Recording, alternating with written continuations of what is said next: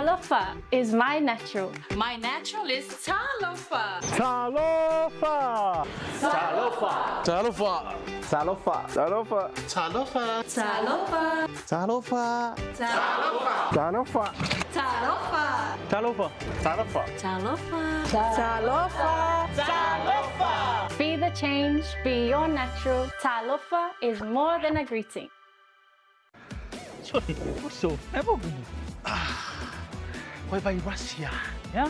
Rocket phone. Hai.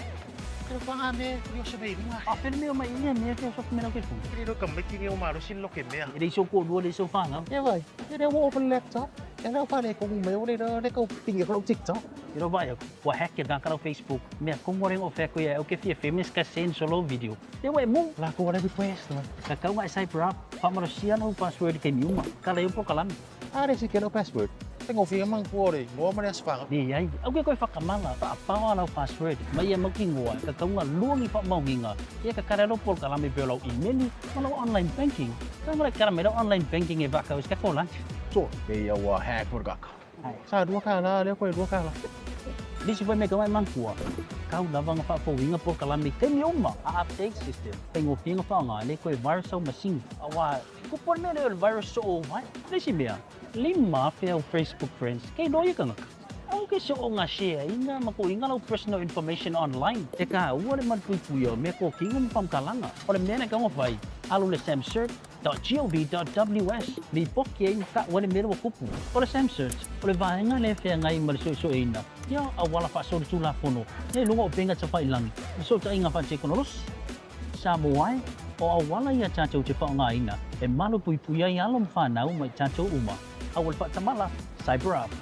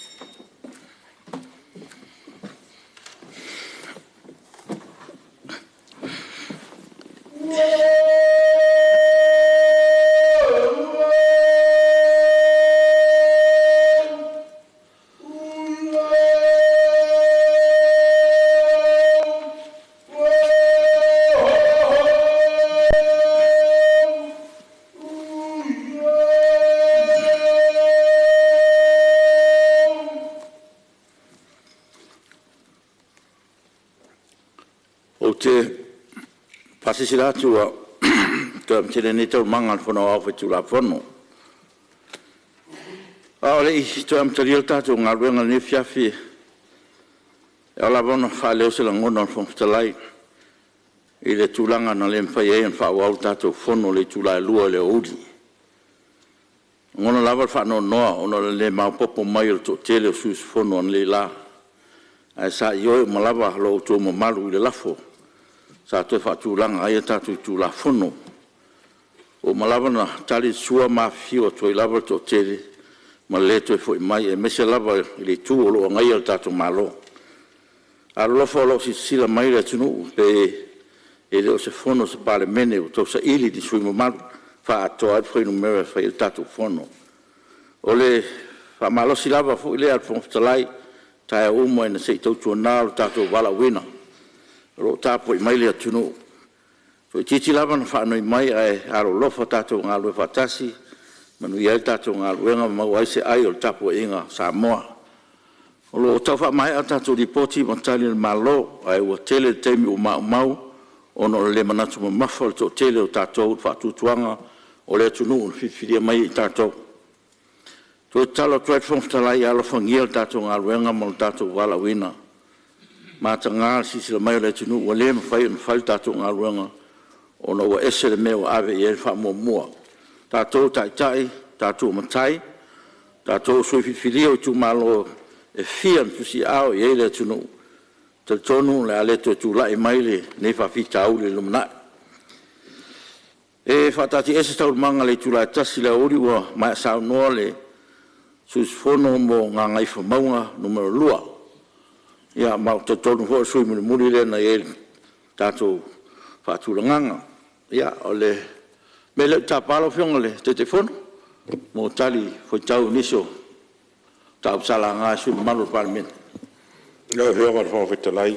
To like my father. ia malia lo fiongole te fono se to tu la no le le tai le tu ngai Na oli sui sa le im fai na o mai le. On tanga le oli ni sio tutongia.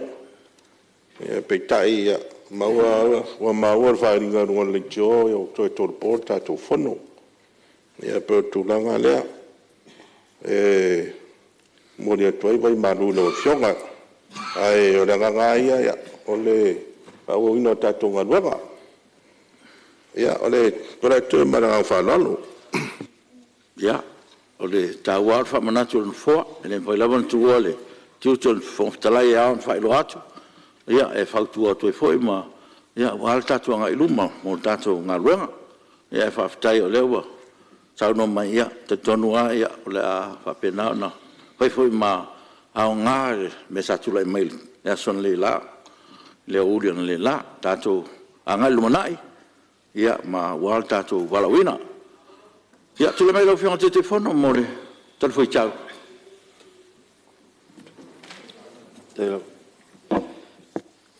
Ua pa foi le fa tai male vinga le tapau lang. Pa foi ona te fa sopo mai lo to soifua. O sta to vola le nei tu la le fiaf. Zera bala bo fion le fon fitalai o lo. Fai me fa sili anga wale te ina le fon tanga al parliament. Ja, te foi le ala mai le tu o voto. Ko te parliament man kabinet. Sui me mal umol parliament. Ma loto ma lo no sa.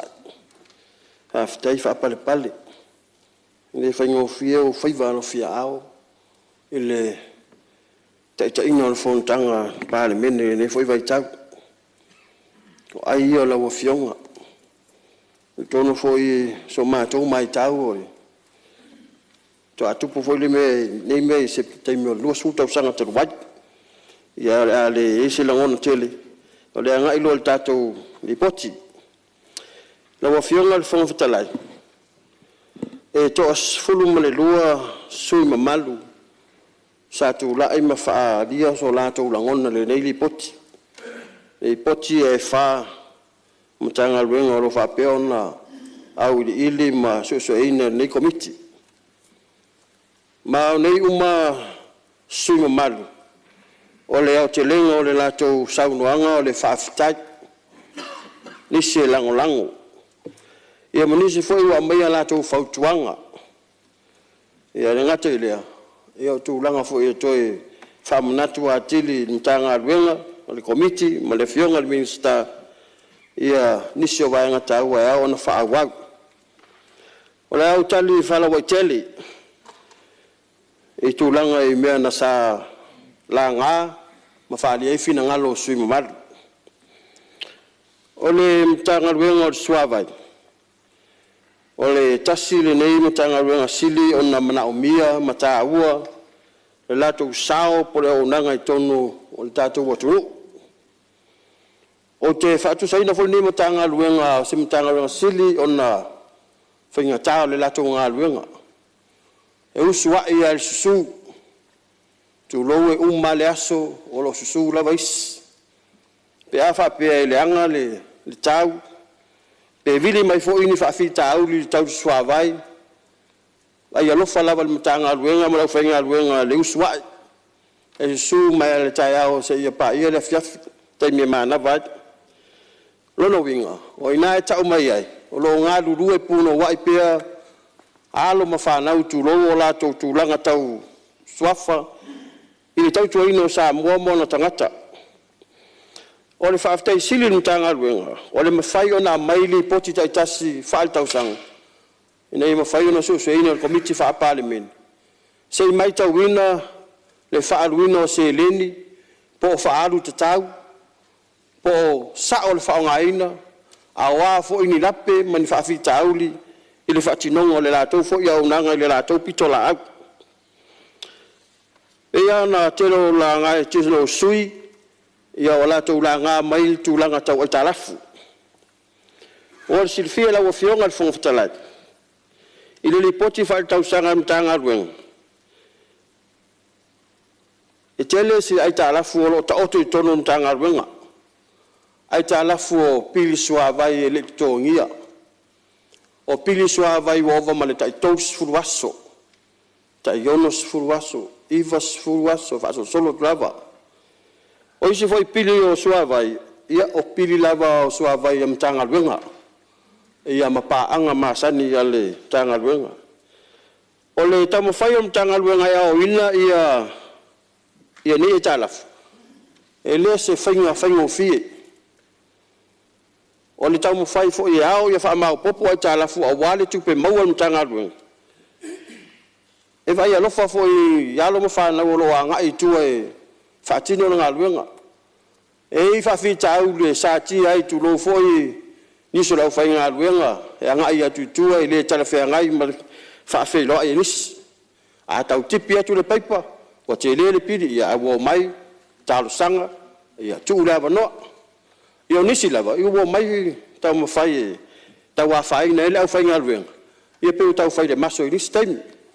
A o nei ngā whawhi tau li umma. O loo iai lava le whaato whala inga mta ngā ruenga. E whaafoe ai tūranga umma i le whaatinonga o lātou tiute. O leo te lenga o ai tā lafu i le tausanga whare tupe lua orua tasi lua orua. I le tausanga e lua orua tasi. E wha te si mare fitu miliona le aita alafu. Aita alafu e le mawhai o na ao ina. E o mai le tausanga lua orua. Ua lima te si mare tolu miliona le aita alafu. Sa mato ofisilingia le mtanga ruenga ma le ofisili. Sia le mea ua alu wai ilunga le aita alafu. Ia e le toe na tia se langona le vai tau tonu le sa fe ngai tatou ma fa ma sa tele ina no tia uma au nanga manga ruenga no mau se tupe mau a inga o fa la potonga e o lava i business o le fa fi tau li tele na sa ya o le tulanga le na mafu ai ona halu runga ai talaf o no fa inga ta ona au al me sili na taua e whainga tāna ao ai tālafu. A lo whaau au pēr e wau nanga mtanga ruenga. E whaau o suawa i tangata. Pei ana tāua e nisi o sui. E le leile mōri, a pēle mōri. E mawhai ana o soi fuafia fia. E a motu sia lo leo nanga suawa i. ua folinga mai ua leisi ola. Leanga ole anava tau awe mtanga ruenga, ole suavai, ole ola lea. O te whaaftai fo mtanga ruenga malipulenga. La tau te leo wa ai tu ma ale ale po o tu e lama tia ai po whaafitau. I tu langa tau se leni.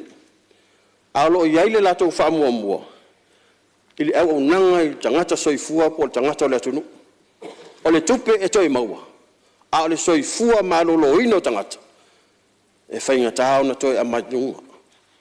O le tūlanga le nā le whaafitai ai mtanga ruenga malipulenga. Wa la tau leli lifa i lesi tu. Ai whaasang sa olo la tau sa. Tau tua le atunu. O sua vai tu maoti. Tasi le whaafitau li mtanga ruenga. O le tele wa fioanga, e ei o la tau sua vai tu maoti. O te miu mala mātou te wheloa e ei mamtanga ruenga, e ave ala mātou tu alalo. Pele ala ngata tau o na whaise tu la fono. E whaamalo si ei vai tu maoti au mai lalo o le purenga sua vai, peta. E le mawhai. E va ai fo le mtanga ruenga i le situ. Le anga vai tu maoti a fioanga. E tua iai. Ia tele o fioanga lea e whiinu wa matau mawhai vai tu maoti. Ai lai titi se le ni lau te tutongia. Ao le nā sua vai. E le tu tusa man sua vai le tau mawhai iesi vai ngale atunu. E vai mamare le. Tau mawhai e whaatino le le au nanga. Ia awane i eise whaamai me whapena. O le se sengala le nā o le tau mamafo iso a fioanga i le vai tu maoti. Ia mar sua vai mamale whaatino mtanga ruenga. O le ala le nā whaafenga tā foi o le apa atu o lima mtanga ruenga. Le anga lo iai lava pulenga li mwhai pule o afio ngata itas. E tā afio whimau ai. O lato vai tu maoti. La wa mali lia fo ia lato e tau mawhai. E isi afio anga wa mali lia lato e tau mawhai o lato vai tu maoti. A nisi o afio anga. Ia mamoli atu whaafetai nisi o afio anga. Wa maua o lewa au mailo lato vai tu maoti. I lalo le whaamalu. O le mtanga ruenga sua vai. O sua vai la fua. Ia, ua maua le saunoanga sisi o sui malu. O whale alili tas. Ia, tasi le vaenga whaatino tonu o taulanga. Ia, o lo whaaso solo pe alawa le taimi. Ia, ai ua telefona e ta alafu o lo iai. Ia, le alale na o le te leo le tupe tau ona au mai. Ia, o lo whaipere ngā ruenga mtanga ruenga. Ia tu ipea malongo po yeli a wale au ino a tala fui vai na fa ole soa vai le loa tasi le fa fitau nga o te loa tele lava ia lita soa vai o lo le loa le manava le lili e mafua mai ona o paipa lo ta inga soa vai na maua stasio su malu e al watu le mita le si ai al watu al fua mita lai pale paipa fua le mita to esak mo le sila fia malu le atunu ai maisa ni maota mamal o le ngaluenga mtanga luenga a mata tu le ofela po se ia ngata mai le mita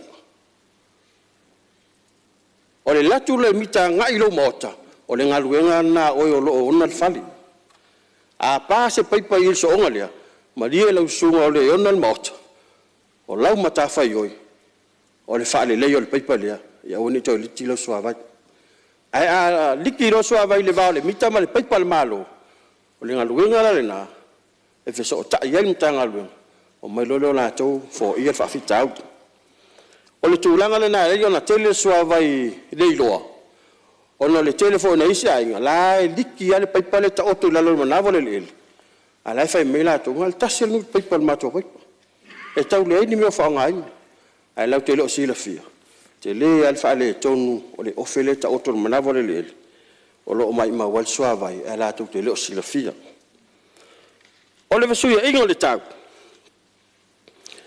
o mtanga ruenga i o swa vai ma le mtanga ruenga company ova tasi au nanga e te le lo lato wa fai pe ai e vasu ia ingo le tau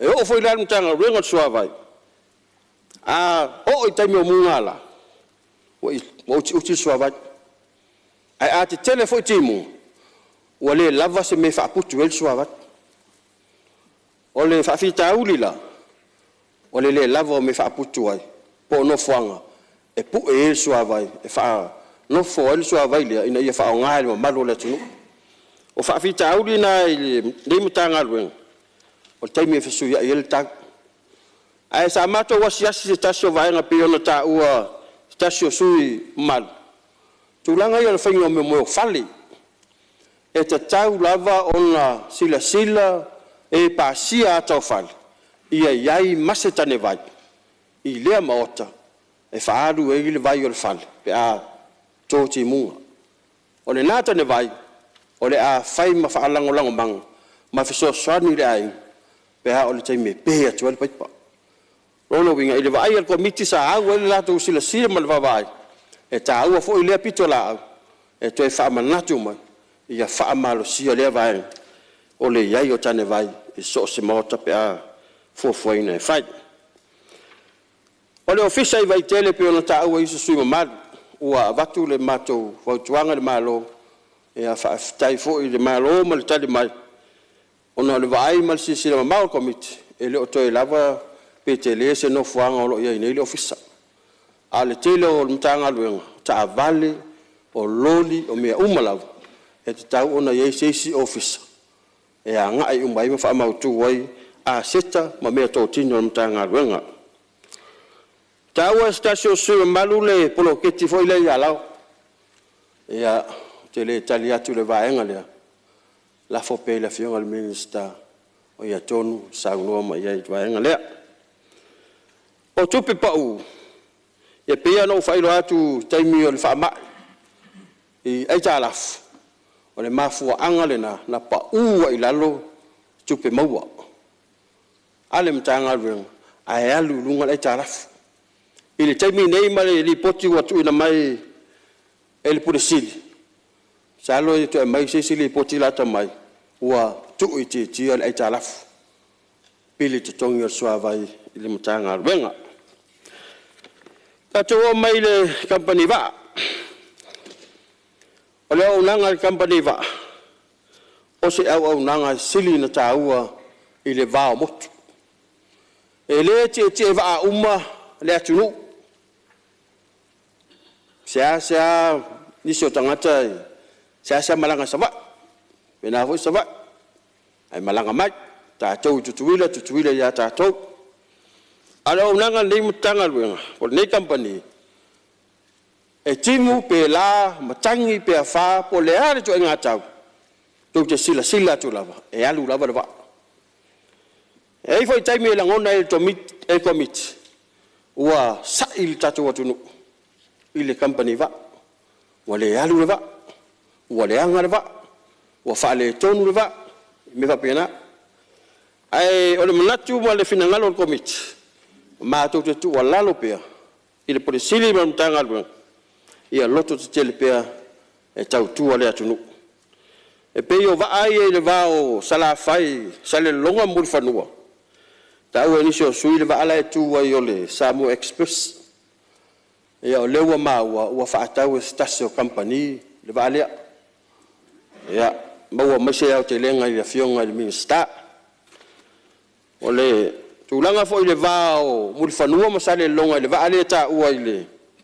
ya ngai va fo le ya wa fio al ministai tunatu te sauno mai le ngai le yo mai luma committee le va o le wa ngia ngeile portofono ma ngia solo italo le ya ai le mai se li poti al committee pon tanga luenga le va o le lisi le va ale sa ta ua le suyo si umu le va le o le foto sa mo lua sa siringi ai le purenga ma sa no mai o lo lisi atu ile au siliva tasil tau sang elisia sa au de so engal committee tu langa o le maintenance o tau singa va ile va ai al committee ne ile anga mai le va le meto tino ale ma lo tutuila o le ala fainga ia o fai lo menino o mea la ai tio va e fe ngai male ai ngel tau singa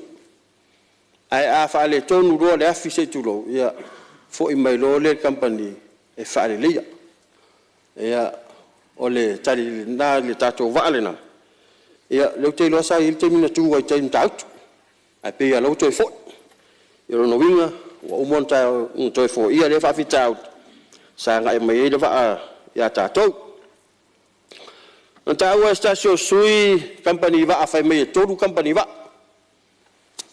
Ya. Ole upomoni. Ngale lua company va ale anga mai la toli poti fa tau sanga ni komiti. Na ole company va Samoa. Mal au nanga va Samoa. Al company va ale fa pe mai ole pifala. Fa malu lua tu sui. Ele o mai mato komiti. Se le poti fa tau sanga la la fo na le mato le va tu na company le se me la mato lote ai fua au na na company ai le le mato committee ia ole tulanga o tanga ole company yo au na va Samoa uta uile stasio su fai pule fa pe mai tal sanga se tato va alo fa alia foi isi sui malu e ile se matafa yo ile ale au nanga vai fa tau se va ai sa fa ai lo mai le pure sili le vai taimi tonu adia le sa yeli potilia ua va ai mau le au nanga va ise va teli o inana fa tupu manatu komiti ave lo se fautuanga ile malo pe le wanga ala ngatau ona se sila silan ile va ale pe yol tato va fo del forum ai le fa pe o matu no fo no committee matu fa malo sia lei o va inga mamao po va inga taula ai ale fo pu sili sai na time wa ana le o se pu sili le lo ngo taula tel va tele le no vionga fo pe yol tulanga le na le tau fa ai lo to le va inga le mali ala vionga le te fono se to pro no sui fo la tot Taftai al ton fo sei ta ma fo sino vai ele yo le telefono ma lo ai ele tali mai ni so fsili a ole wo tonu mele va ngale ole mena lai ona langa le pifala ia malena o fo yele va fo le ta fo e mai sa ngol ma lo ai tas ele ole no vino fa mtala ola ye to va ala ulo ele fa pe ele o yai la le na tala no tuai ia PSA o to e tilo e mai si va ala ile va ia sa e fu inizio tamali I longo tato tu sa tamu fai business da valia sa fai la to va container ships ia ele umi e tu ela le awai e fo tato atina imea le nga fa o ye le tina la fa lisi tu tino malo e ele nga no tu tilo lisi tu tino malo so la to ta fa yo nga ta le fa o lentam fa mo mo nisi fa pisinis ia e fa ngo fielo to nga lenga mal fa la lava after ia no fielo to la tempo tu la mal su so pete mal fa sa ina taimiele yung te telefon na sa le na ot fa la taimila ngai sui langa e imta ku no langa I lau le ua o ye ile ia sa na ngal te fono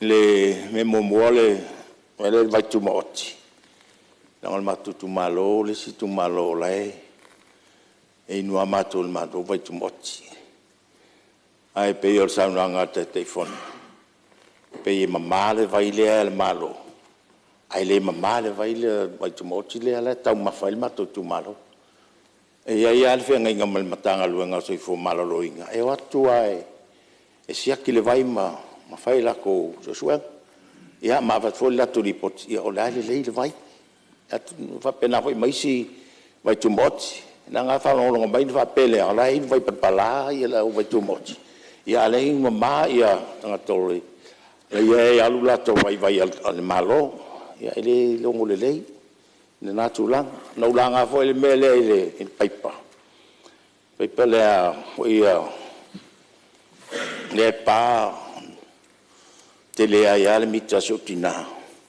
Ia ono o le message o le avatu o wa e fisiri atu ele la mo te le la mita fa mai o lai mama la pi ale la wa fai wa langa e mai le ia le matanga le ngai fai ia no masa sa va pe nga ku un kanga le nga le lo ia o mal ke minge de o kwa se makanga le nga ngo lo le o vai palamai fai ai a fai sa o nga ia I would say that mixed messages for le ia longo uma ia le matanga le i tangata mo fai nga le nga o le mele la ka ko nga ka le bika o vai langa nga ku mo fo ia makanga nga fai fo le vai le ka pasi ma le bika nga ku mala ko me fo e di lunga la ko mai msing so a fai ale mele e ngakai o le vai mea a fai o nga ke le makanga le nga e se fe le vai samo kaunga ko kongi ka ia pe fai ma o fai ala ko vai le o la ko le fai ala la vai e alu le vai o kun ka ngalu ngai fai ai ko kongi ai o pe ko pe e ki ngai ale lo maku ngai langa pe pa ia le nga kai nga will be one of the cases if I pe ngai o fa penato lo fiong tai ia se tu la mero fiong mista e fa maneno vai liule ia faftai atu le finanga fa dia fo io o le fionga le fai pulo sa paitea o le memoni lava ia o lo o saule le lava le sauna nga le fionga le te fono le tulanga o le vaile e tu sa le lava ia tu la fono lo fa tu la fono nai ia le tato swa ma le IPC e watua ngata le tulanga fo ile e le mita o tu atu la le mita o le responsibility nga ainga e fai ke foi le a foi le pulenga i le fai atu le vaenga na nga ese foi me o mana onga o ainga te tasi o le tulanga mo me o vai tuma oti ia o te fa malulu tu la velo fionga le ali fai pule o tulanga le mamao ta ua o no vai a tato al swa o le vai o fa maina matu ele chlorine ina ia pepe sia ma se tulo lava le motanei ia pe o tato vai tu moti ia pe ngar cafe mai lava du roi o kongole o nga paipa ia ma fa o nga malo le tutu e pe o le kulang fo nga wa ko ke le fo ingisi o afio anga malalfanga o le ua o mele la tō sanga e tō tu ina mai e le vai mama e ia la tō vai ia pe o tūlanga nalo whionga ri whai pule ia o le soifua malolo ina lava ia le tūlanga tātou te wha mafa o nolo whaonga ina mamalo tātou atu ia malo wa whioanga mo le tū malo ma whalolo ia se tūlanga masu sa sei tanga le tau fonga mai le tu malo a fai la to ti si la fia o mele chlorine mai foi si no e le fi le mele to foi ni si la ko te le o councils e object le fa nga le mele e le manda va tu mele chlorine e fai la to vai le la vai e vesi o man te minei o so fo malo ringa foi le makka nga ko le o mai le vai test o le va test e mako vai sa voi ave vai fou lo fa ia mal mako vai ani o le o le luse lau ko sanga o fing wa al mako kumalo iri ma ia ses lai sau ama vai mama le ia ka mi uma e o ku le health test mai e siria ku ko vai lo le vai la le sua le ma ngai ke le natural water e lo o le o fiona la ngale pe ese la me ke popole o ngai o le makua sa fai teatro fa fo mai au agi America ko vai la lo le malo siria kwal menga ko ke ai tai ia malo ia lo fiona fo tu la mai no ia le la ua fai de falinga le ala fiona le fai pole lo tu malo o le mai la lo le tato swama tato malo ia i fo yo le fai also i fo malo lo ina ia oni tu pe maua foi ia wale fengo o awala lo to malo ia Malaysia mau me lo winga le mai ia no foi nothing au fianga la tele mele a ko ai lista o manatu o ki ro le fa mali inga le mtaupu ia atonu tani ia minista ia o le manino o ka fai me ma wala ma me nga e le fai ko wala mai ia le sa no me la fianga palmi kuna ia pe la sipa ese el tatum taupu ma wa tu sa no nga le telefono o le fatal noina pe o se fai fa vai pe amai uma ia vai i lalo le pulenga o sua vai pe o se fatal noanga le fai a o le taimili nei o le ai alu me lua o le fai fa vai na le solo ai ia te ula lo fiong hai le fongftalai awa o le matafa yoi na le malo o le vai le fai fa vai le lai e o nga i sa no mai o sui pe manna o mai uma vai i lalo le pulenga sua vai pe o le real mele nei o le filifili o le tumalo ponu e tau ave per la to sua vai pe o mele na te ua sala esel tatum tau quale tau pueto po ferme o tau to il finangalo mauta e va vai e tatu fa vai e mesel tu langolo e te mil nei ya le sa no manino palmia ya te ton ho u famleina ya me sa lo tu fa ya tu la me lo fingale tu la me su la li no ya va tai lo fingo mo la no te tonoi tai foi le fingo ti te fono ta u ol vai ngala vai tu no le sa la ngai ya so tai foi mal sa no ngale fingo minsta le au mai le vai la lole vai o la lol malo e ile no matu i tu malo e te lele so solo iai ia yo umata male na te au mai la malo o te mile nei a falo no o tipi paipa tono o au lo to atu ia e ngale mai la malo al me te me ngolo iai o le mita ia ele faina al fia fu to lo no winga ele sa fanga uma no uma fia nga luenga ma se ni mo e te tongi ai ia pilio vai pa ina mita ai te lela vano e vatu ai lalo malo ina ia vai mama pe a faila ni malienga tala fengai pe on sau no le fengai palmia pe on fai fanga fa vai e tala fengai walo i mul mawina voi ama to fa na nga isin u atia e ama fai filters ma fai mama me a la to nu ma fiong ono le ngaletas e le to ngia pe o nga la le to reset way e ono le to ngia ai te tongi pa amata na mai la malo mananga falo ya tu me lo fo te telefone after tai mo le avo no te tali to in so sili wala nga na to le wa tali fo la fio al ministai te lo vai nga sa sili nge so sima mal ta fa pula mai fo e le fio al parmia e ole no ta inga la na lo ya ele mafai ele malo pol mtanga luenga ona fa malo sia vai tu mo te afi on tas e fai lava de malienga au tas ele fai pul le la to filifilinga au tas pe mana na o mai la lo le fa malo mtanga luenga pe fa nga lava ia la to fo me to tie pe ona ta u fo su so pate o siliatu no mala to suava na ilo sua ya vi ele ali o lo fai lavon ta ma fa ia ma fa wa wa pele so fu ma lo ina tanga tala utili o tu langa fo ile wa la nga mai so ma lo o faleata e winga ile va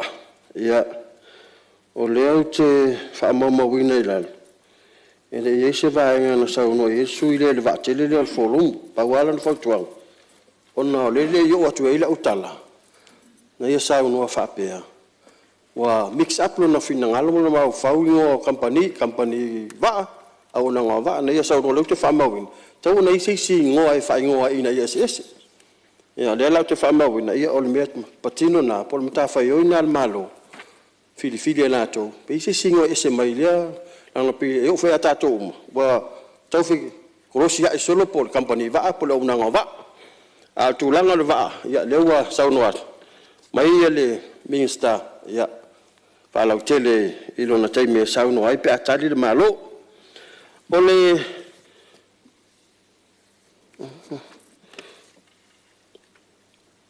ole au mai ola ole va tele le la oloa ia pe ona fa ilo atu o ni ma fa fonga po ni vai mamao ale pulisili saya ya le fa fonga ma le pulisili saya ia le pe o fa atu ana le fa puli pe ne wa mai a te lo la le la mai lo wa ro sa fa mai o pasene o nai fa na vole wa a fia mai i tu lango ava malosi ma winga tu lo winga le tau pulea inga luenga ia o le ala na le vatu o le tu alalo le al komit ile malo pele ma fai ona so tai ma nga luenga fai ali fai pula fianga pe on tau stasio sui ma na ia foi le tu langa ina ia fa malosi ai fa na ta ual tai tai le tuanga o le stamatiti e tangi maloi mata i matua i aso e whamawai ai la tu e se ala na me fa tangi lunga tau au si fa fini ma se ala whanau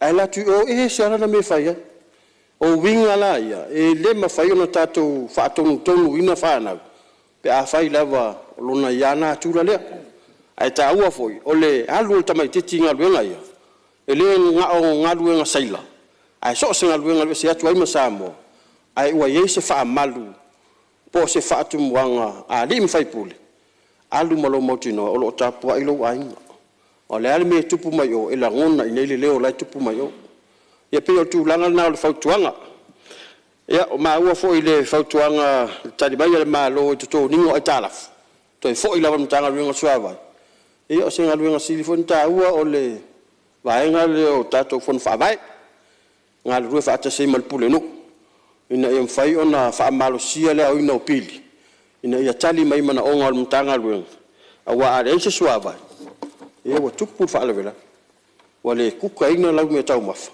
e le fa malu fo ia ona te le ro le la fai ia al fa malu singa male tu ala lo komiti tato tu fa atasi pe ona na mai mtanga luenga ia to tongi tato italaf mai ia tau mafai e fa alu rumal tatu por kalam ya maua pe afio anga mtanga taitas ia tu langa le suava i maua ia no o mai rola ia vanga mon moti e ile sui malu ya lana le so fai mai sui na ia la fonga fa pe e le mala malama komiti la to ngal venga fat ia fonga e la ngona fa no pe a falongo nei tonya la fonga ole suile le sala fo po se sui le ai le suile ia ele o lo vea o le ngale wa fa amokur ka le fonga ke fonga le kai mo mai nai men fi mana mai la fonga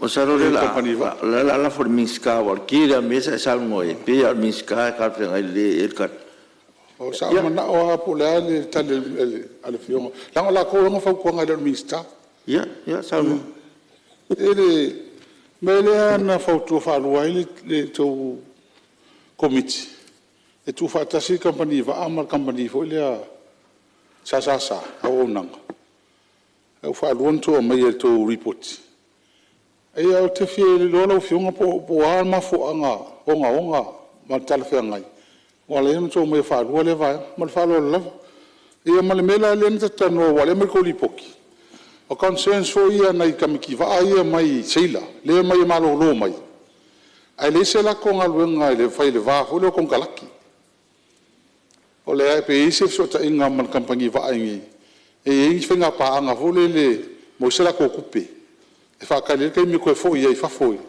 ta ko mo lis con kalaki fo e o ngai va anga lenga ma sidi ia me se la fa nga ka ko a o nga maritime school le ya wale pe ke nga mai fa kuanga iseila ya lo sa ka kala va ngo isi ava no maulunga mo office level im pai la kapkingi venga ko ngo yele so ngal ko miki mal ka ko kampangire o nga au nanga lunga va mal fa la ia tu la meto pe on telefon ia fa aftai ta wo vole me lo au la be e mai me fasilifo e ta ton fa pe tali te fa pe lo sa uni ta telefon ole tulanga na laina mato to fa manatu ole tulanga fa ole au fa inga luenga pe fa no tu la sa fa maluetas o nga ele to tele sa fa inga luenga la una ngova ai ape atu fa tasi ya tasi fa mal ale to emeltal e le mfai la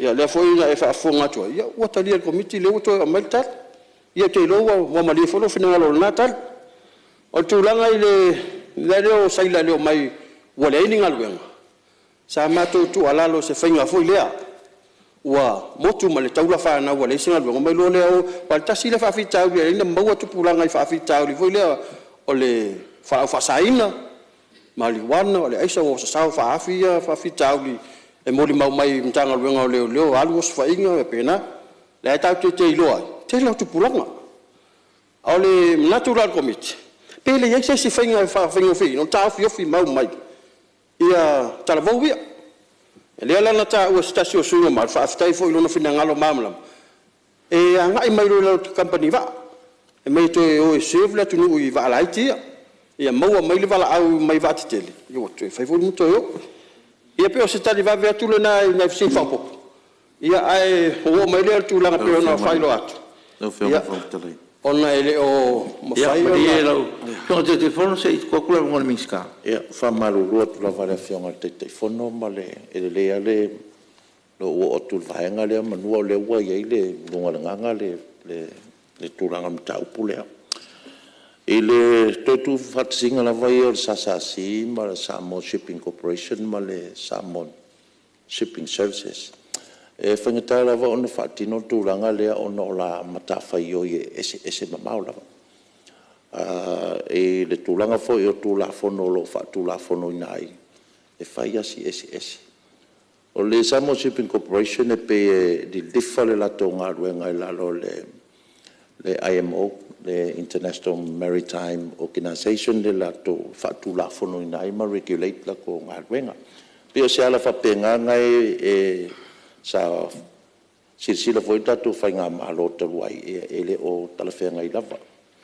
O le tūlanga le mai ai o le saunoanga le sua whale ata tūlanga o le iai o se mea foi lea e occupy e kamaiki ia alom whanau ia wa ai o mai mao ia la tō kongalake le i company va pei ta ila o whionga whongutalai ila loa ia o tūla whono whapene international regulations e mana o mia le malolo o le whainga lunga saila lea e ia le taimi fo ele whapito pe lua tolu masina malolo ia toi fo la ia la tonga ruenga masani pe o si tau whapulpula tu le malanga whaloalo le alo aftai ia tono lewa manino atiri sa longa la pion te pono ia whaftai lo fionga le minister mo le whalau te leino le vaenga ia te manatua mai atu ia tale ni komiti tuna uma salanga ia ai mori fo le nga fa aftai ia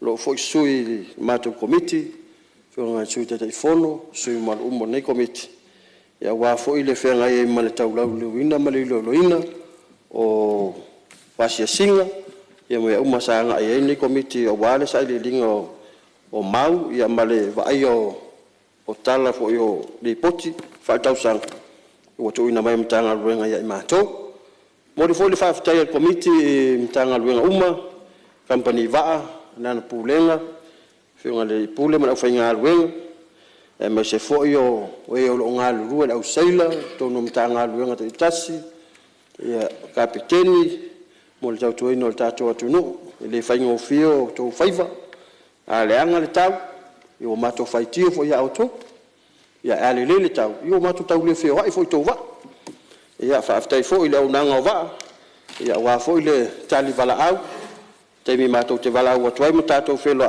ya o feo ngai por sili fa aftai mo o lo fi au o lo ma fola mai pe mai fa tuanga mutato ngal lo fa tas e me so lo fa ngal wenga fa aftai fo i mole tanga wenga vai fi mono malau pulenga malau fainga luenga mai lava i faulunga se yo lava i inga luenga tu no fa office e me se la tu e usu li tai au su o lava le pola su ia malonga lue fa aftai fo i lo to faiva lo fia au o lo to tu al tato tu no to te le fa sidia ni ta lafu man tu pe mau ai to te fa au pela unanga ia o le vai o le ola i tanga ta umo tato tu no ia fa aftai lo fionga fo of talai pa wale o sa matu te talo Ia o tai fono ma komiti taitas ia i matou talitonuga o matou o komiti faapalemene matou te malu lalo walofia ao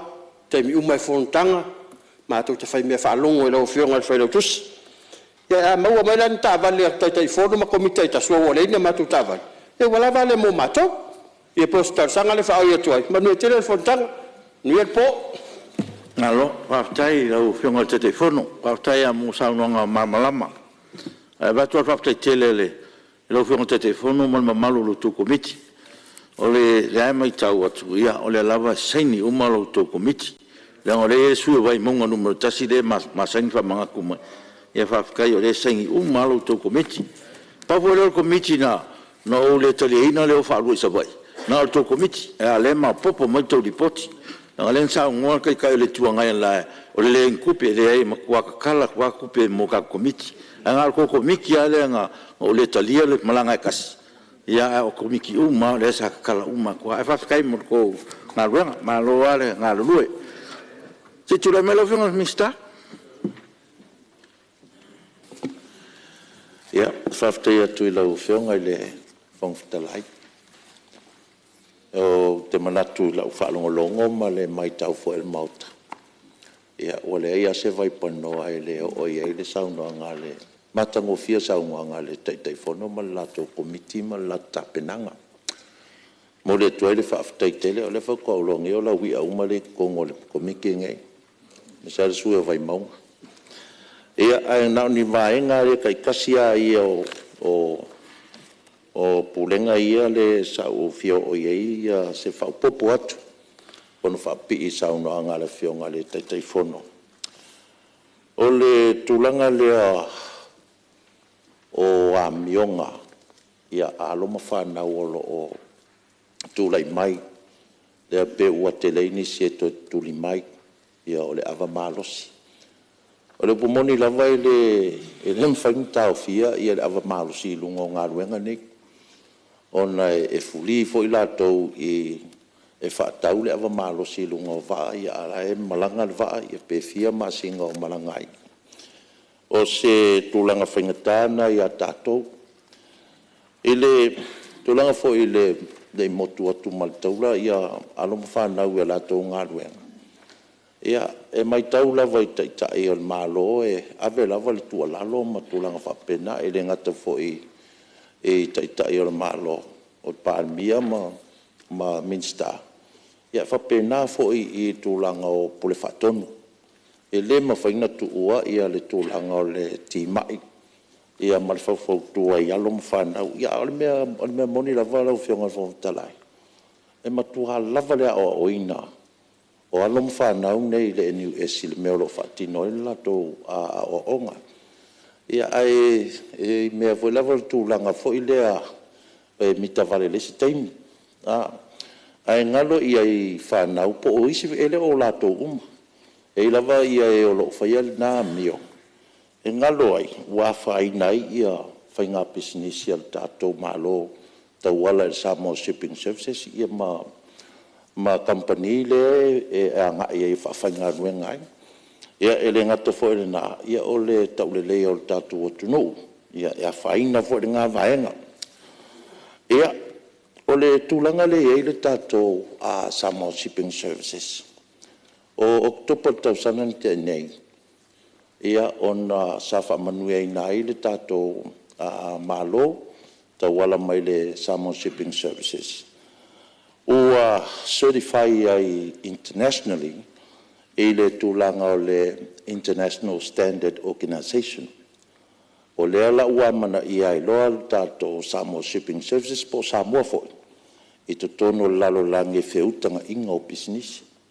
O le taimi mua, ia pesa kako kolokolo foi le whamalama ma kako kamawhai e kausu engi ngā ruenga e po company e aveanga ia ialung whanau whaseila, whaingsingi e lungo waa matulanga whapena.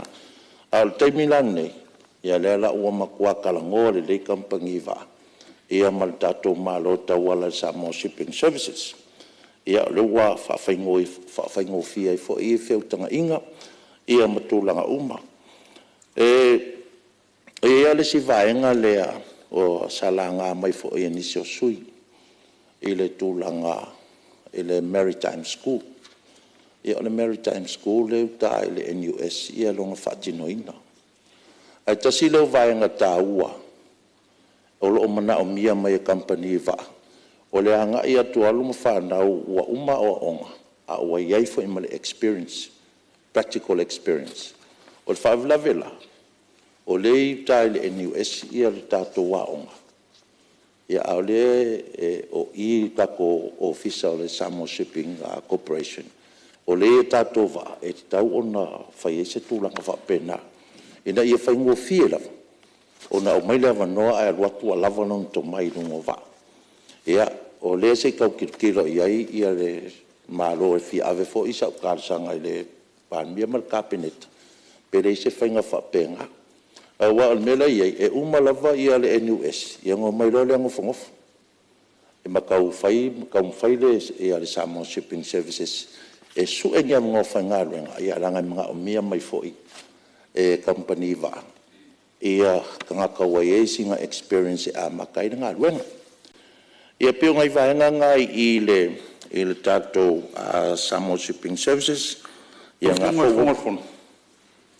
Malia lo fionga mista se i totu la mole. Afta ia le fionga mista ta ua tele lena ona ule sata ua le vahenga le. O mantua ho i le fionga ua lewa ona whai ale kau le Maritime School i ale sasasi. Sa siringia e mātou taimi le pe ai se a. O whai e lava le a onga seila lea. Ala i ele ni wes. O le tala nao mai. Te lea le se sengo. Tamiti e mai ngari e US. O too much theory. O kele le me hole leo poko e kuskus. Ai le se practical experience. I lungo va. Le na whai e ala o ngai al company va. Te leo tausanga. I vai angale.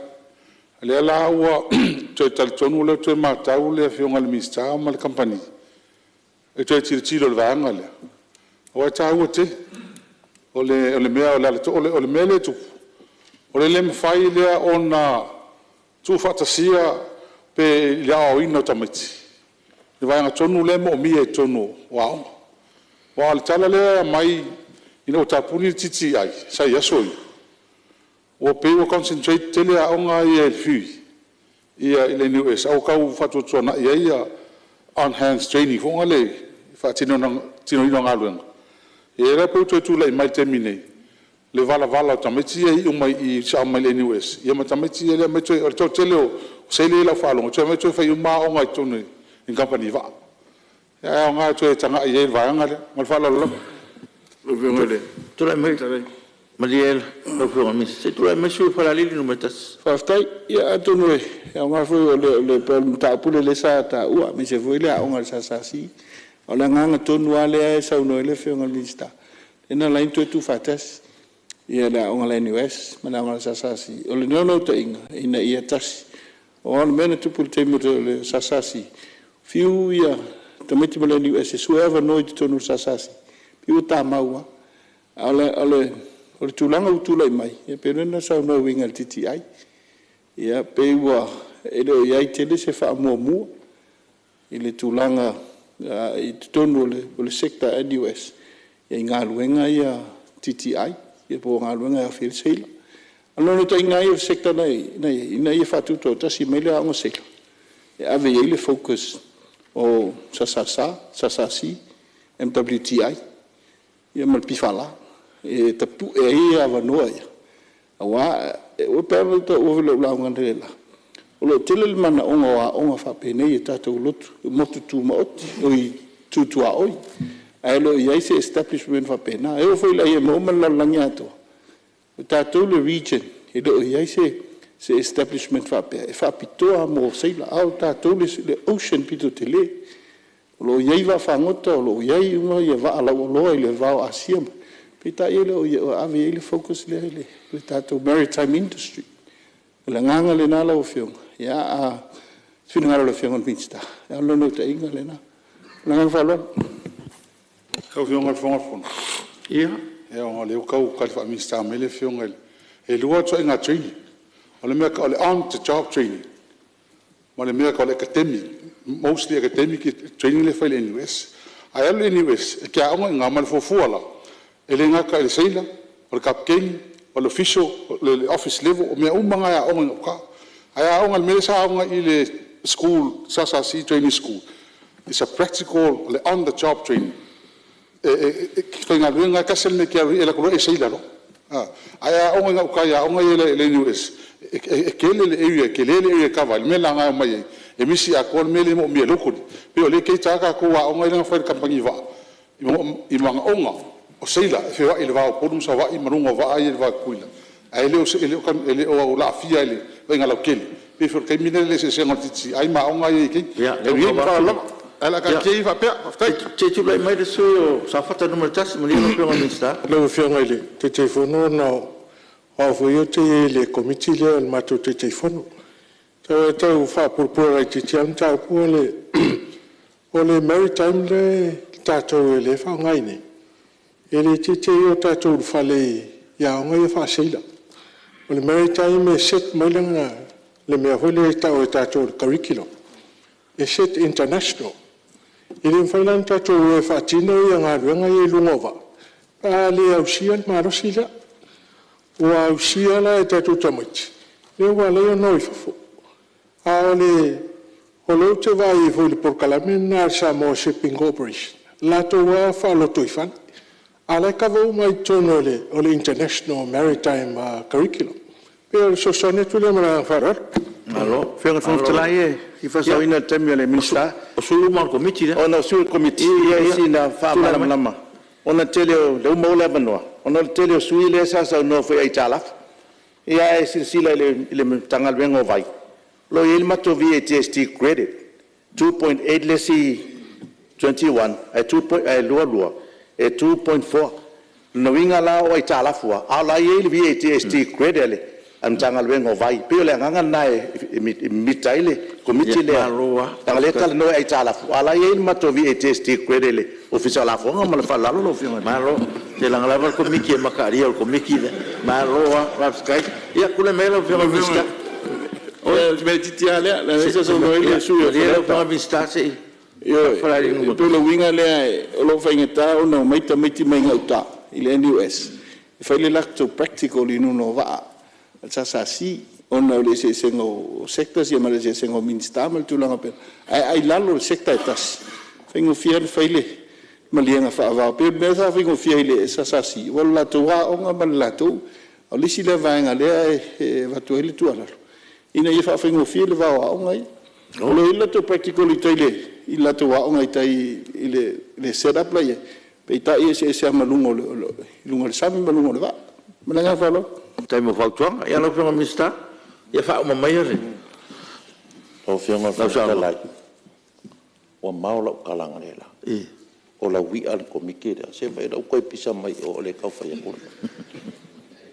ia la fianga fa tala ta ua ia ta tu fela fo inga i o to fin alo fa dia le fo ua fa fonga mai ia le pule fo le NUS ia ma pulenga o le nganga lava na ia se fa faingo fiaina o le tūlanga o alom whanau ia o onga a wa iei fo ima le practical le au kawhai le whapeo le a waku whapenga e Samoa Shipping Corporation.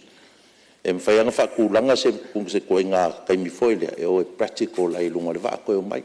A umai koe fo ia le NUS certify e la ko i le mele pe on sauno le ana. Ia e peila o le tūlanga nā lau whionga whungfutalai i le tātou Samoan Shipping Services.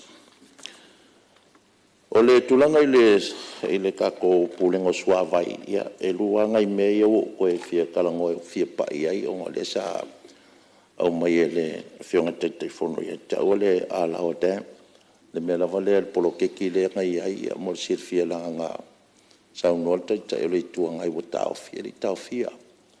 O lava lau fa solo lava ia le tūlanga o le tender process o le vaenga lea o le whainga tu ue whai le roadshow i Australia mau te awai atu i company o lau whaali mele lako interest lako ke whausia ia le polokeki lea o kako whakango vai le ngoi alau a pitai ngā toi tōru pōru vaenga ngā unga le whongo le Jacob le la wale koe whakari e se skaimi e māko ke karango ai.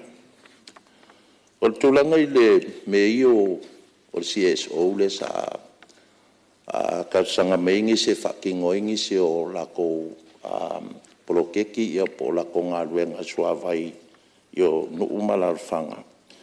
E tolu milionga le CSO lea le pulenga suawai. Ma le au ngā ia tolu milionga lea le wha e tutonge ngei ia lisi o whanua fo ele tutu ai tatu o poholes ia le tunu la la au fia mai ar community. Tonge malipila le kisi o lai wha o lai kako pam o longo wingala. O la la e au fia malawa le tunu atoa. E le tato CSO tolu milionga le ia ngā fui koksit fia. E le ke le fos kako kupe o CSO. E mwhai e onga wha kingo ia o a kako mana onga matulanga wha pena. Ia aile o tu ua ngā ruenga pulenga. Lea lava sa ili lava nisi fo i o soswani mai nisi fo i o vaenga. Ia le lai whatau whatau nuinai ia tātou ngā ruenga. E fo i se tasi o company lea wa lofa tere mai tātou malo le i lato soswani.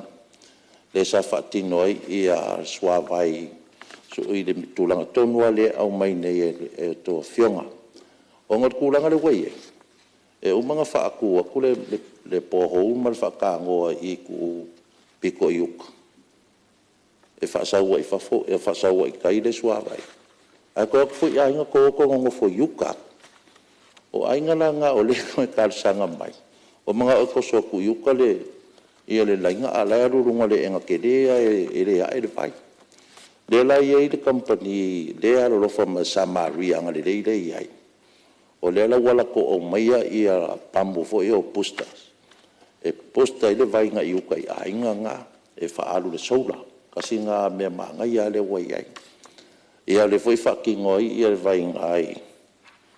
Sa taua papa a opo ia o manase ia wapea foi ia le whioanga o le altele. Sa malai ulu ma maunga ia e lau fawua whatino atu ngā luenga ngai.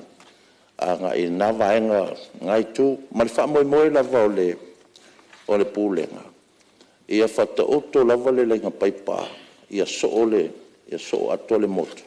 O ngā whao ngā lola ia o suavainga po supplyinga po hose nga. E fit a kole ia le paipa lea. Ina ia o suavai. Ma le malosi le vai. I le situ o le motu. Whapenga foi ngā ipod. Le voi whatinoi ia le tūlanga na ia o lea mātou te ai lava po feme maua mai soswani i le EU o le taika e soswani mai tātou pūlenga mai tātou malo. Peila tūlanga na o whionga whangtalai se wano whamu. Mali ero whionga minsta se o tūlanga no le sui ai ngari tai.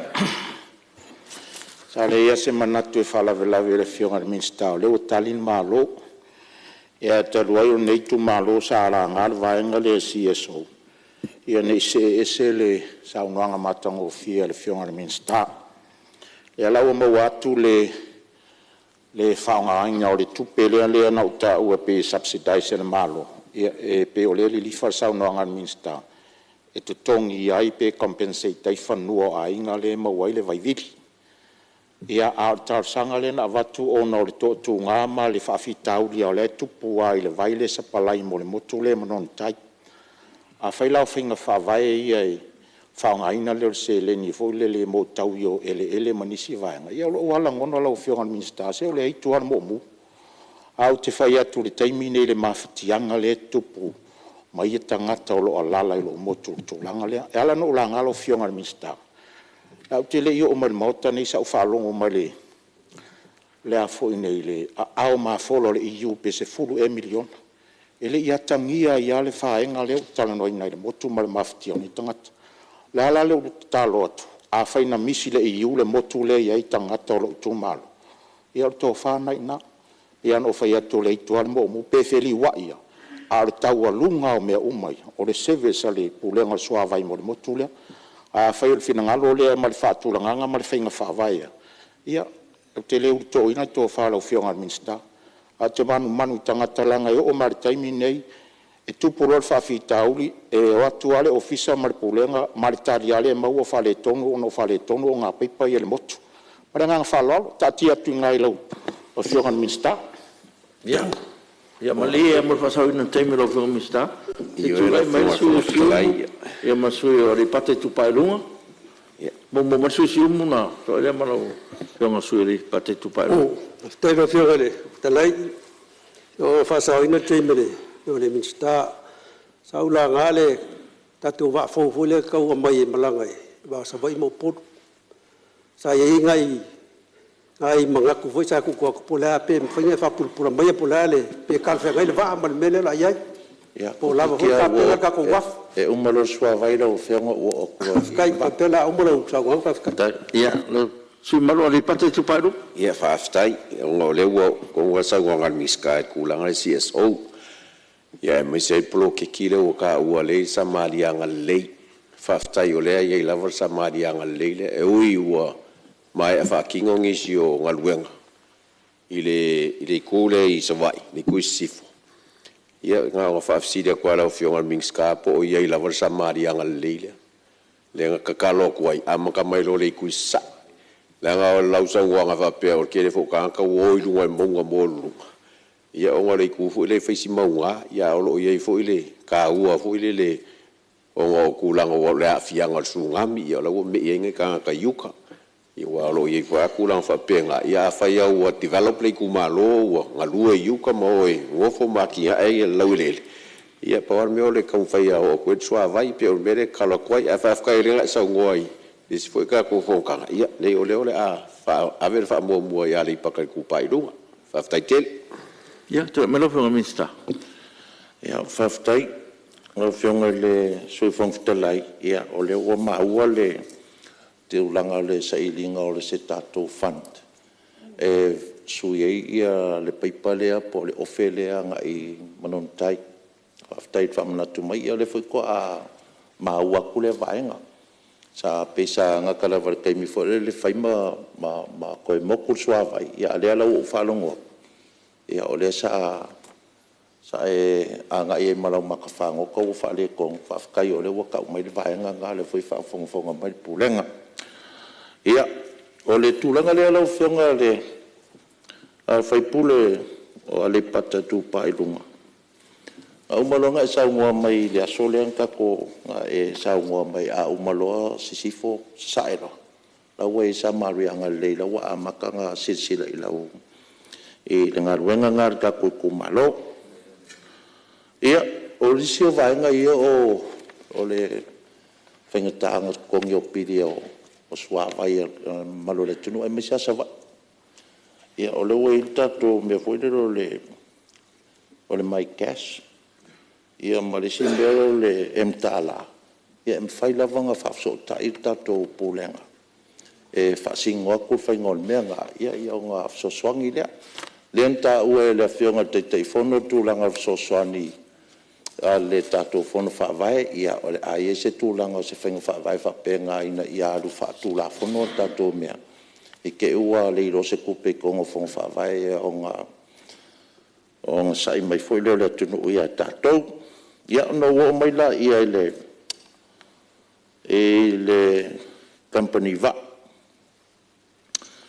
ia ole sa no le to te le la vai tu langa ka ko company va ara o amaka kuia le va fo le o ka o le va alinga o la fasi sinanga nga fai nga pasia le mato malanga tu le va e Australia va ai se va mo ke de yo fa ka mo se va o le la wa ku le pepa i lu mo le Whionga palmia mal cabinet pasia mai loa le a mai ngor va ia au ka kongu lava ele ia ma se sui fai pula ka komo ke le sala fai le fia manga mia vale a le vale ngai sa makwai do ilo le e insingia mar kampangi va se va kala fia ngai le e mar ka ko onga sam o le vale ka ur ka yo le ku ngai le ko ka fi fai si mo wala lo le va fa makala uma mai ya ke a wele e kampangi va al kulanga nga o le va le au mai e mo lunga le va e fe kaui le mar kulanga o ngadu vo ie o le famika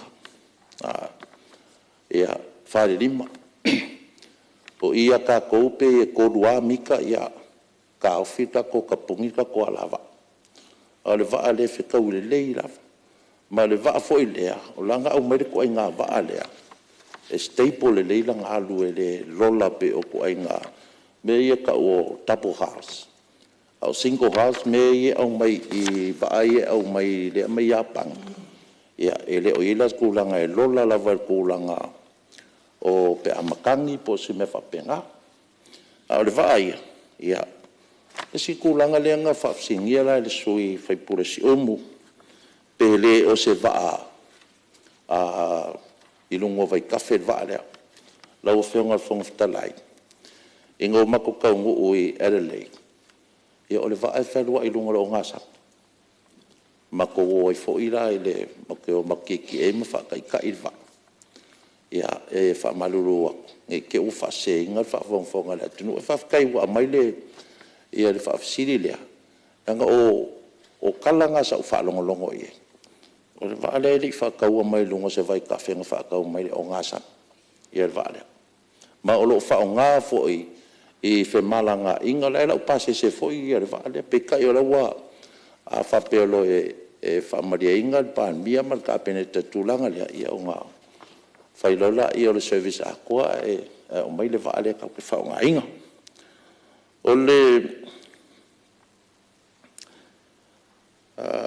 i le vao sa va ima ma mul fanua ta ua fo i le silenko fa fo in me ngai ai le nga i lalo umai ia wafu ma va i le Samoa Shipping Corporation ia ta ko kilo nga ma vai kai mi le ai ma se me vo le o ngol ko ai ni sa fo yo nga pule nga lu su e po si fio nga me ai nga ua vai le ma fa ma oki ma ka fa yo o ke le ka fa ma kala ko nga ko sila ia le le on fa kingo wa lu lava ia le pule nga ia fa kingo la nga ia ma ka fa yo o ma o ka o le kulanga manga yo ka ko wafu ia fa penga fo i va o le kulanga o va ale wai e se fo i va ale nga ko kam fai o se va sa i le kulanga fo le o ngai ka kamakua o le au fai pisingisi fa ale ka kalngo ile nga ko fisiri mai ai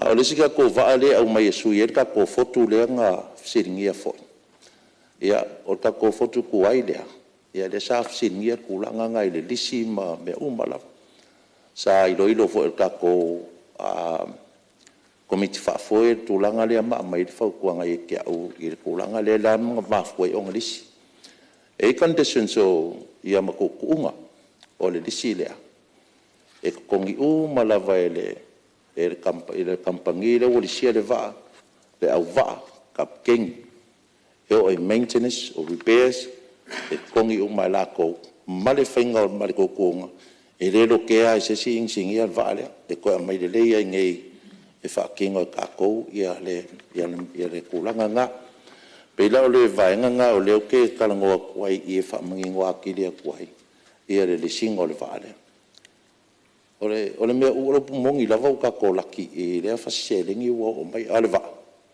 ia ia fa fonga mai e wa nga va kwele va au ko sala mole va ko le va alis dango ka ko va nga wo fa le kele yo fa le ko ngai ai o le va le sai i mo fangua o le va nga le sa fa sala la sa tenda ia mamalo ai ia se kasio kampangi logo ka ko o le menga mga o fa kingo le e fa ilanga pisingisi o sa we elia ngongi ia le ngongi le va nga ili mafainga ko e fa la pase se va ale o ngai ai lava ka ko surveys e survey ai po le ale kulanga o le va ka ngai ai pe ko e fa la pase ia po le avelo e fa ngoko e va ale sa la nga mai o fa ngoko o le va nga sa ka ku waku o ka ko maritime school e fa ia la ko o ngai ia le kadia a fa ira o le kadia ia nga avelo le fa ngoko vale ai kasinga vaenga ka ua anga whaapea o le lalo le sa po sa mo shipping services leaonga ke le ia launga vaanga ia i loa ka maiki le vaenga ma le vaenga kukongo le vaa ia la ko a onga ia o le kulanga o salanga mai le sketcho ka ko vaa fo ia e o loi ka ko waso pisi ese sketcho e fai alu fa solo a ko lo ka ko va pe fo ia on ko mo mawinga ia kai mio a sofia fia ki se masi ia va mo nga usa va ia ka le ival po ia pe o kulanga ngangi o fa ma dia inga la vol ma balo ka ko ma le si foi ma ko kula fo ngole wai wasas ka ngaka mo i ngole waf o no winga e alu ale va ai ave uma ia ma balo la tunu e ka ngu me o fia nga ia sa vai male nga i mai foi ngai upodu ia pe o ngai mea nga oi kasi ale maka upule sala nga me le fio e le sui tai o le sa mo le fa pe nga au mai le seila ia o fa malulu ku lo fio nga sui kai mal malol mot o le ko captain le nga sa wele va o nga wai le fa le kongo fo i le i kapking ia ma o le kulanga o kangakanga ia wala wala ko sirfia e vakula le authority i ka ko maritime ka ko ministry e vakua ingale fakanganga pe fa pe wa ia se fa le kongo ia me foi o le alu va ke o se ma ia kapking o ma fu angala nga ia ia ko captain nga ke fa wa ia kulanga fe malanga inga ia pe or karia kulela o fia ngale no ia war fa vetalai ia o ngara mtau pue tau tele no fia ngale ana mai a fai ia lo sa no minsta a vai sa no winga ngai tonu lava ile tau safety e no ngal vasa ma fuanga no la ngai mtau pu ai e ole moli poti e pena apena fa sala uma la ua ava la captain ko captain na fa sala na ma fu anga fa sala ofisirina ia se tu la melo ko mista ile kulanga le sa nga fa sala ai o kulanga nga fa sala ele i avakua se authority ale ka ko ministry il menga a o kulanga ia o le kapkengi mar ko captain e ola o ma wo qualify la ke averva o ngal menga misia la u e le avakua se authority ka ko ministry of works mal transport mal fa lo fa kai kele la vai o fe nga te fono mo aftai mo le ka ko lipoki ia aftai lo fe ngale ia malo no winga la so tu la fo no men fai ma melen tup ia o le se me la kau ala se fu fo mo le nga ilu mala o fio wa me si le usa ngol miska ia o le ko i fai ma dia le fa ofisirio ia ai fa fa ile la va lo fio nga te fono mo le committee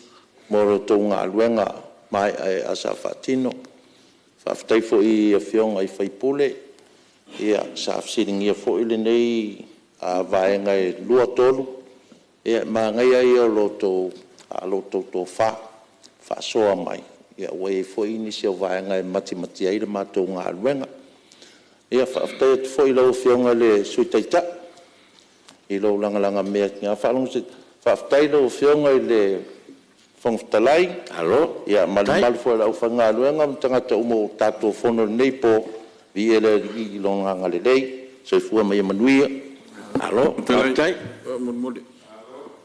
ia se tu la si bela titira sa nga eta ua i mesa so no suteita tu captain ye ala authority of the WTI be folinga mai le tu la authority polar saung ena lena fasal ala nga le pe ye mali le fengo le minsta le fesili le navatu a mexia ala ufio o so ifuto ngata o sa ngole mule sa no so le fengo minsta le IMO langa ai ala nga vile sa ye le sa no ngale fengo te tai to ngai te tai minsta pe pe ala nga lo ia te kula mai ko minsta la fengo fong tai o le ngo ka dia ku ka ko va ai feo ai ngai salolonga ma mutfangua.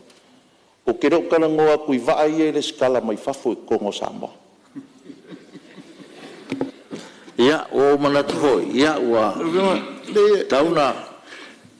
Ia. Le tulanga le o tula fono le tonu. Le nganga le tula le pi fata alo le tula fono. Pe pelo le tula fono le motol ni. O le ale tau sa o me motol tulanga ye. O lo fa fonga sa mama pe le au fiu va tulanga tona ye. No fe on fonga talai le nganga na. Le wa e le fe me tonu se mai tonu motol. Fa lo Tula melo fo mista. La wo fio ngal fo talai. Ya, mo fa sawina. Te tula melo fo ngal sude. O le va mai le i u la vola meta upune. Le fisili. La ma fo ngana na le vala au mai le ko captain eta u musfatang. La mena na reno le ta pas fatang mai la wo fio ngai mai le va. Ya, tula melo fo mista. O fio ngai pe mo se vanoi. Ya, itu yang mai lau dengan telefon. Ya, mana yang tahu? Ang foi fisile lang ai. Ai ono usau de vale el tai ole. Ole vale. E usu miliono va bea. Te ale ono la tal fitu tu asau de va. Ele se tai meto vala au mai ai. Im tanga ruang de la fa sa o minsta. Ele ya vatu sfata nanga. Ai ole nau el kapiten. Ai ile mai na mai va bea ole. Na fa tope men sa urba o le soifua o tangata sa fa mo kapten ia fa so la ia hiro le wa ia mo fe mista Ia ala ngau o manga fa kali lo pola ko nga fa makala ko. A o ko nga me ia o le lungo malo le tunu o le va e fa kali ko nga me. Ia o le me nga ia pa wa le me lo ia la ko kuska ken. Ela ko ke fa foi mai le va. E wa sa wa le sa e le tai fono. Lo nga ngai mai no nga. Ai le fa ia o se fa kanga. E fai ma ko officials ia fakakanga. Ai se wa ka mangingo mai lo fenga so deta. Malisi bela o fenga tai lo joga le hong tai. Ale nga fakingo ia fa sala. Ia sa to fa officials ia o le mo mai. Ia ko manatole. O ia manatole no foa. O la fa uma ilta upule wa. E nga me tupu nga ko fa tuanga sui malu fa lo atu lo fenga minsta mal pulen. Ya o te tonu ya la fa ngata im ta upule o le anga la tatu se tele atu ya o le wa fa fa wa tatu ngarang ya o te tonu ya o ele ya se me le sum tau a fa o le wala nga fi ngalo to fi ngasu mal le vi fa fa ngal mista mal pulenga fa nga ma ya mo la ngal lumana ya ala dit le wo man fa wan fo Ya, te fa lo foi lo film. Pe Paulo na le tulanga ya. Le wa fa tu tal foi ya long sa ia ma fa tuanga to fionga. Ya wa lava le sa ngale mu le malu le tunu. Ya fa fio ile va mo tu lua. Tu le mero fionga te telefono mo le la. Te le wa fionga mo le no. Fionga fa le fonga fa talai o te fa tu le la fo.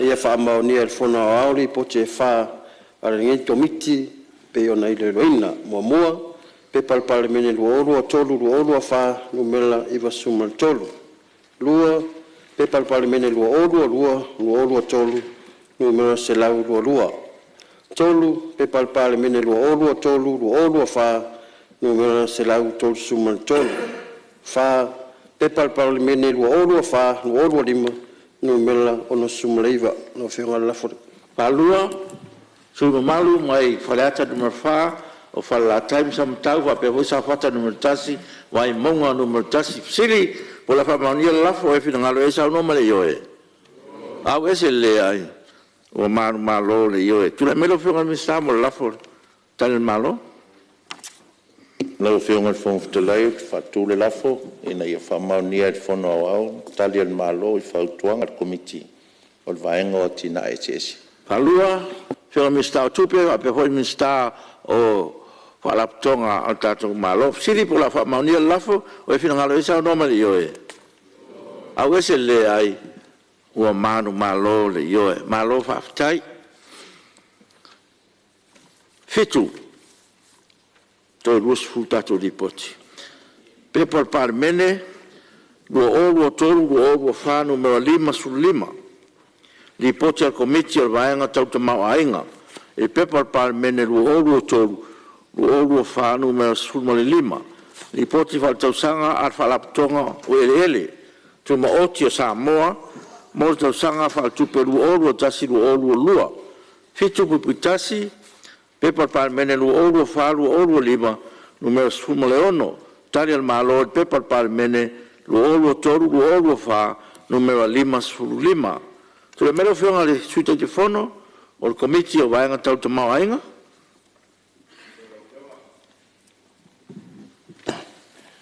le fiona o de fonte la uti fa tu le lafo nei fa tenia il fono ao le poti o komiti o vaenga tau tamau ainga lo tu ina tuaiana sani dinga fa tuanga mai nga fongo lafo le lo fio alua el suibo malu mai fa la lili numero 2 pe foi fasal ang numero 2 ale pata tu pa lunga sili por la fama ni el lapo o fin ngar vesa no mane yoe a veces le ai o manu malo le yoe ta palo fin al minsta fi de tonu mo le fa ton e tu moti ne fiona fonftelai o te fa tu lafu ina ia fa tangieli fono au tali el malo i fautuanga al komiti o le vaenga tau le tamau ainga. Palua, le fionga i le minsta o sotainga, pa pia fo i le minsta o pisinesi, maala manuia. Si pula fa maunia lafo e fina ngaro esa no male yoe. Au esa le ai, ua manu malo le yoe. Ia, o lewa mai fautangia fona au li poti al komiti, me ona o failo atu, ia fa pe fo Italia al malo ia o non sta si sui pisa sono tato di poti al comiti e le tumoti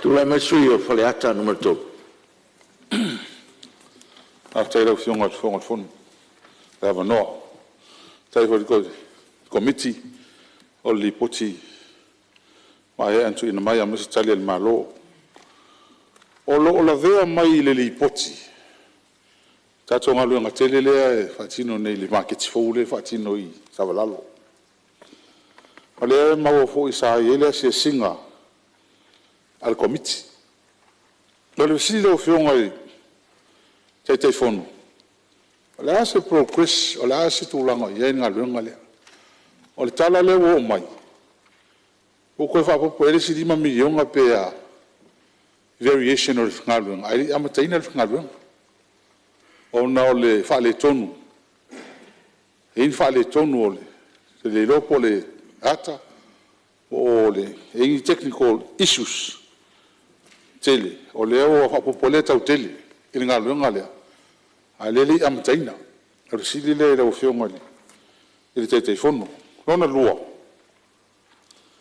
o le vaenga le ai awala e mai tau fautuanga ele so me fou le vaenga le o le mea fa na sa wai o le tau fanua e au fia ai ma tau utilities tau awala vai ma le litise o le mea le sa masania a tele fatino le samolani awala ona tuai ona o tule malo e peila o wala e fatino Samoa ni access roads access se tanga te la to fanua atina ai le ni wala mautu foi mele ima to vai tele e to ak nel malo e fai wala e mo mai ko o yo isi wala lo nga ko la wala ku nga so lo ai le fi pi wa so lo ai ke lo wala ala le ale o mai le so le mata winale fa fitau lile on me foi la le sai ai tenen fatino el samolen awala ona e fa mo nga tu e passia tu yo le LTA e maintain la to mo fa le ya ti e ai e le tali ina LTA o se la ko coupe mo wa o tupe ien whaatino watu toingo whangu ngalu mai lau tie mai a whausia fai awala e mo standard se whau awala e tēnā watu awala ia mutua te lea whaale tonu o le mena le tūlai mai ia mātou i te leo e o mai le sore le lea awala atou wa ina iutai i tawhai ngata mat whaasolo mai tai i whanua hui ngai malo lea whtawe si atu e me ia wala te lea whaale tonu awala ina ona la al fese se inga lava lea wo mai le sofai ele va le LTA ma le Samoa o ai tonu nga fama fatirino awala ni ai o le wa mai le fautua ngar komiti e ale fo ele o manino ma tale le malo ia il fatirino tonu o ai tonu le atu ia fatirino awala a fai o le to tongi fanua tangata ya fi ai matau o awala e tise ma le vai o lona winga e tauna fa mautu mene ale le umana fa yo ona tanga tola to fanua e umi yes te mi o mele so le le fatino awala wa nga ye tau wa sa pisa ho le vai e fa tau o le wo pi wo singa malia le vai awai e tau wa nei se va nga tutino le malo e responsible ma costs o mene e e le fa pe o le company Bible company o le LTA on va pe le o la toi e nga fa mo fa tinongo va nga ia e fa o le o toi la nga committee ia e tau on toi tanga i va ve ile ia mtanga lu mo sa mo lan ia mai se la ia tu fa singa follow we ni ia ma me sei fa nu al malo e ia lo polpolengo fanua ia o le tuufaatasi o fanua o le atunu o fanua o le malo ia aua e fanua o le malo ia le manino lava le faagaio i faapisinisi ia o fanua o le atunu ia o vaega ia o lea o iai le popolega foi lea po o malu mautū a fai o mautū ia o le mea tāua lea aua o le mea pitosili lea ona tāua e so samoa ya tono lo tanga iai le mtanga venga ia vai nga wa sa la nga fo ila ula unga fala o tele ina ubwa o el fiti ngalo malo tu na ifanua a me se ifanua ia fala nga ya fa yo malu pui ya ya nga ona to tanga ipe iai le committee vai nga ia ona silia fi ma fala lava malo fatai ia taro le tatu taro mo tatu te malo lo le fiafi ia le la fatati eset ngalwe ngal fono wao mo le malolong tatu te di mai fa wao sa no ngal ne sui mal